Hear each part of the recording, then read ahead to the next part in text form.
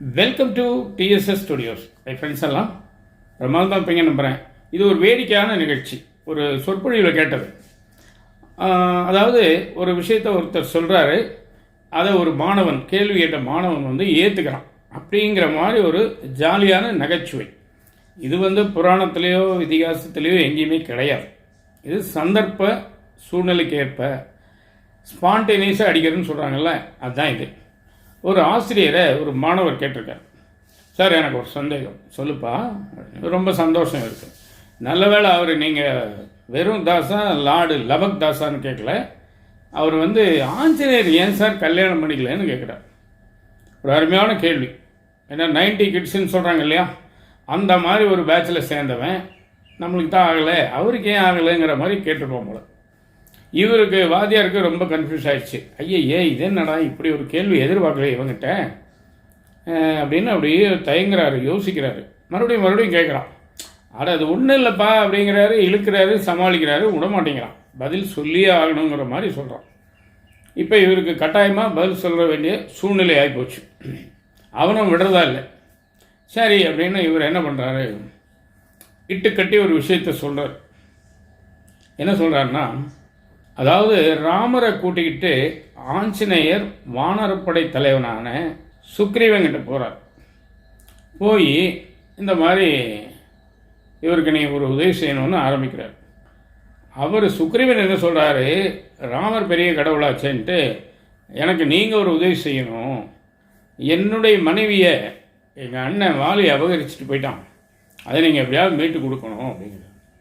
ராமர் சொல்கிறாரு, நானே என்னுடைய மனைவியை ராவணன் தூக்கிட்டு போயிட்டான்னு சொல்லிட்டு தான் இப்போ நான் இலங்கையை நோக்கி போயிட்டுருக்கேன், அதுக்கு உங்களுடைய உதவியெல்லாம் கேட்குறேன், நீ போய் எங்கிட்ட சொல்கிறியே அப்படின்னு அவங்க பேசிகிட்டு இருக்கிறதாக ஒரு கற்பனையான ஒரு விஷயம். இதை அனுமார் கேட்டுகிட்டே இருந்தார்டா.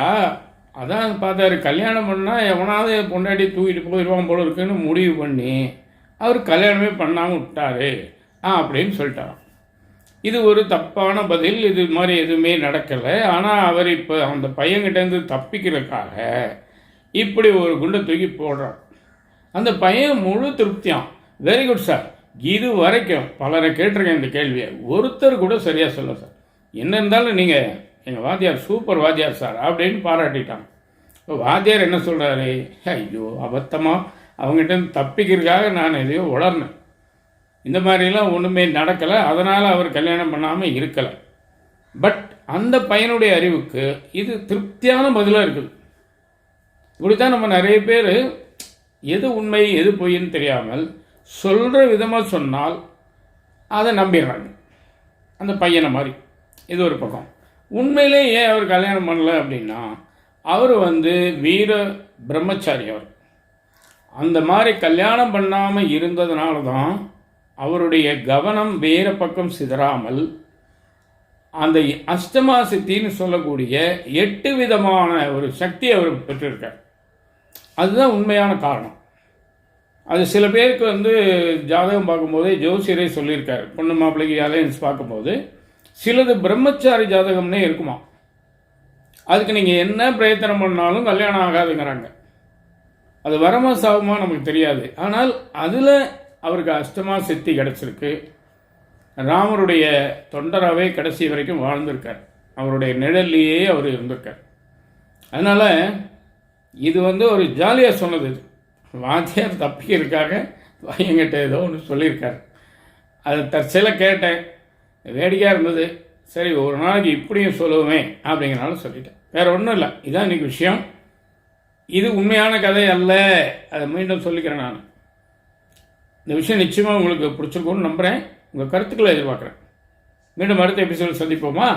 அதுவரை உங்களிடம் இந்த விடை வருவது உங்கள் அன்பன் டி. சண்முக சுந்தரம், போத்தனூர், கோயம்புத்தூர். நன்றி, வணக்கம்.